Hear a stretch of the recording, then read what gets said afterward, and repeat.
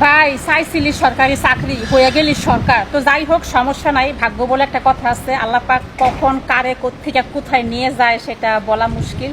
কারণ কথায় আছে আল্লাহর নীলা খেলা বুঝা বড় দায়। তো ছোটো ভাই, তোমাদের প্রতি আস্থা রইল, বিশ্বাস রইল, ভালোবাসা রইল, দোয়া রইল, অনেক দূর এগিয়ে যাও। কারণ আমরা বিশ্বাস করি এখনকার তরুণ প্রজন্মই হচ্ছে আগামীর ভবিষ্যৎ, আগামীর বাংলাদেশ। তোমাদের হাত ধরে বাংলাদেশ অনেক দূর এগিয়ে যাবে, এটা আমাদের প্রত্যাশা, এটা আমাদের আশা। বাট তোমরা যেমন ছিলা এমনই থাইকো।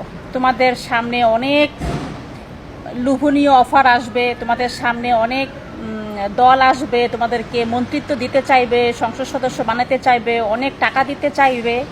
কিন্তু লোভ বড় কঠিন জিনিস, কারণ টাকা এমন একটা জিনিস যেটা সামনে আসলে কেউ সামলাতে পারে না। কিন্তু তোমরা দেশের মানুষের সাথে বিশ্বাসঘাতকতা করে না। যেই দেশের মানুষ তোমাদেরকে বিশ্বাস করে তোমাদের কথায় রাস্তায় নেমেছিল, তোমাদের আন্দোলনের সাথে নিজেদেরকে অ্যাটাচ করেছিল, ঝাঁপিয়ে পড়েছিল তোমাদেরকে বিশ্বাস করে, তাদের বিশ্বাসগুলো ভেঙে দিও না।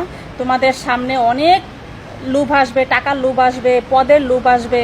তো এই লোভগুলো থেকে নিজেকে বিরত রাখো।